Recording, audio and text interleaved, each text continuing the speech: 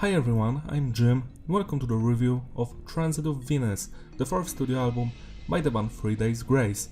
Today we're celebrating the 10th anniversary of the record, so I decided to go back and see if it's still great or not. My story with this band starts around the year 2003-2004. That's when I saw the music video to that song, I hate everything about you, why do I love you? Great stuff. Later, while still being in elementary school, I've checked out their discography. They had 2 albums back then.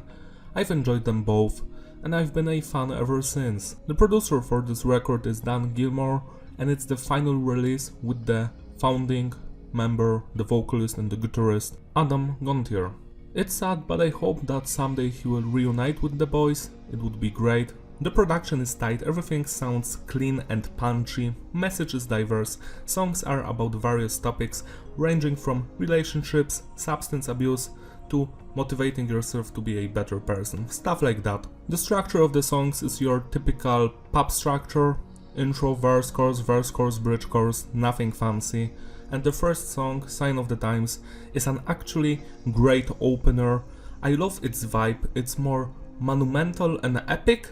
Especially the chorus sounds legendary, and it's the best part of the song for me. I like it, the song is about Venus and it uses some metaphors to describe life and pushing through hardships. I enjoy this song a lot, 9 out of 10. Track Outline is one of the singles from the record. I really enjoyed the lyrics here, it's about a failed relationship. I think the guy is betrayed by the woman, or maybe the woman is betrayed by a guy. And they feel just like they were killed by that person, basically. At least that's how I interpret it. You can of course see it differently. So yeah, I enjoyed the vocals and the lyrics, but the instrumental work is not that epic, to be honest. It's just good, so 7 out of 10. The High Road is the worst song on the record, written by the band and some famous producer. I forgot his name. I really don't like this song. It sounds very corny. It's fine, the vocals are fine as well, but overall appeal of it just doesn't grab me at all. So it isn't a bad song, it's just not for me. 5 out of 10. Upper Rate is more bouncy and energetic than the previous stuff. I really dig it. It kinda has that vibe of the old school 3 Days Grace stuff. The vocals, the music, everything is great. 8 out of 10. Anonymous is one of the highlights of the record for me. I love the instrumental work here, every second is perfect, and the vocals. The vocals are just exquisite, I love it, 10 out of 10. Sorry for not explaining about what each song is, but I want you to be surprised by some of this stuff, especially because this is alt-rock metal stuff, so you can easily understand the lyrics just by listening. This is not death metal, but some of the songs here have really deep and meaningful lyrics to me. So these songs I will just explain what they are about. Misery Loves My Company. I like it, it's not as good as the previous song, it's on the level of Operate. Cool instrumental work, cool chorus and vocals. It's a great track, 8 out of 10. Given to Me Michael Jackson cover is not as good as the original. I feel it's kinda overproduced and the vocal performance is not as good as Michael's. It lacks that depth of emotions. So to me it's just a decent cover, the instrumental work is fine, and the vocals are fine, but just not that emotional and you can actually feel it. So yeah, I don't know why this cover is on the record, to be honest. 6 out of 10. Happiness in the battle, do. I love this track, one of the highlights with Anonymous for me. I love the vocals here and the instrumental work. This is really similar to the second album for me.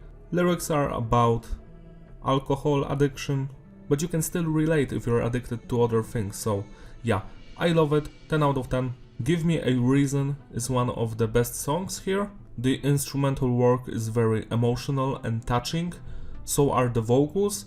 It's one of the songs I've heard the most from this record, I would just repeat it over and over again, 11 out of 10. Time That Remains is the second worst song on the record, just after The High Road. It's just not my thing.